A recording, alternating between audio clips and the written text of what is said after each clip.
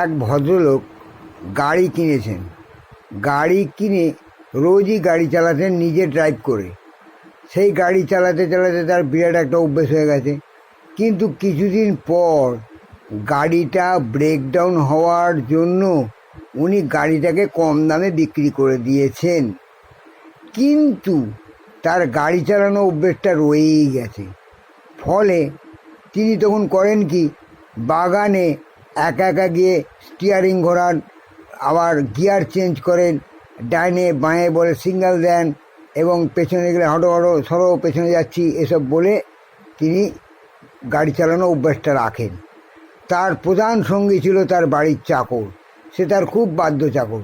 সে আবার তাকে সাহায্য করে, বলে স্যার স্যার গাড়িটা এইভাবে রাখুন, ডান দিকে রাখুন, বাঁ দিকে রাখুন, আরে আরেকটু চেপে নিন, নইলে দেয়ালে লেগে যাবে, আরেকটু চাপান, নইলে কিন্তু এটা ধাক্কা খাবে, এরকম বলে বলে তাকে হেল্প করতো।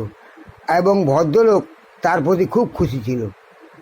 ভদ্রলোক যখন চাকরের ওপর খুব খুশি, তখন চাকরও ভদ্রলোকের ওপর খুব খুশি, কারণ ভদ্রলোক অমায়িক ছিলেন, মাসে 1000 টাকা করে এই জন্য তাকে এক্সট্রা দিতেন। একদিন পাড়ার লোক এসব সব দেখে বললো যে, চাকরটাকে ডেকে বলছে, হ্যাঁ রে, তোর তো মালিক পাগল হয়ে গেছে, বাগানে একা একা গাড়ি চালায়, খালি স্টিয়ারিং ঘোরায়, বাঁ দিকে যায়, ডান দিকে যায়, পেছনে ঘোরে, দেয়ালে লেগে যাবে, ধাক্কা খাবে, এইসব বলে বলে তোকে হেল্প করতে বলে, তুইও হেল্প করিস, তোর মালিক তো পাগল হয়ে গেছে, তুই পাগলের কাজ ছেড়ে দিয়ে পালিয়ে যা। তখন চাকর হাত জোর করে সেই ভদ্রলোককে বলে, বাবু এই কথাটা কোনো দিন কোথাও রটাবেন না, কারণ ওই ফলস গাড়ি চালানোর ভূমিকায় আমিও আছি, কারণ আমি ওকে সাহায্য করি, এর জন্য মাসে উনি আমাকে এক্সট্রা 1000 টাকা করে দেন। আপনি দয়া করে গরিবের পেটে লাথি মারবেন না, আমি কোনো মতে ওই রোজগারেই সংসার চালাই। তখন ভদ্রলোক বুঝতে পারলেন, না ঠিক আছে, ভদ্রলোকেরও বাঁচার ইচ্ছা আছে, এরও বাঁচার ইচ্ছা আছে, তাই কিছু না বললেই ভালো। তাই ব্যাপারটা চেপে গেল এবং চাকরও কাজ করতে লাগলো এবং ভদ্রলোকও সেরকম ফলস গাড়ি চালানোর অভিনয় করে খুব খুশি রইলেন।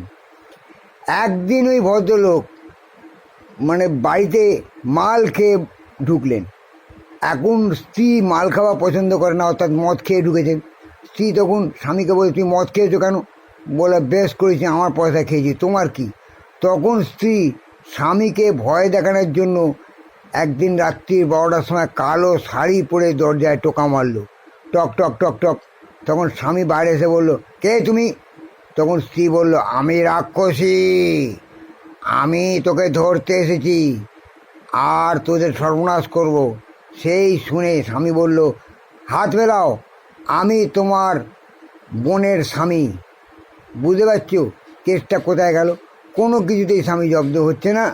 ওদিকে স্বামীও তার সমস্ত রকম কায়দা চালিয়ে যাচ্ছেন। এটাই হচ্ছে পাগলের সংসার। তা তোমরা এরকম কে কে সংসার পেতে বসেছো বলো দেখিনি? যদি সত্যিকারের এরকম সংসার পেতে বসো, তাহলে তোমাদের সুখ শান্তির অভাব নেই, কারণ একমাত্র পাগলেরই কোনো দুশ্চিন্তা থাকে না, কোনো রকম ভয় থাকে না, কোনো রকম বাজে চিন্তা নিয়ে সে ঘোরে না, একমাত্র তার নিজের চিন্তা নিয়েই ব্যস্ত থাকে। বুঝলে? তা তোমরা কে কে পাগল আছো আমাকে একটু জানিও, বুঝলে? আর ভিডিওটা ভালো লাগলে অনেক শেয়ার করে দিও, আর আমার ইউটিউব প্রোফাইলটাকে সাবস্ক্রাইব করো, অনেক মজার ঘটনা পাবে এবং জীবনে প্রতিষ্ঠিত হতে পারবে, বুঝলে?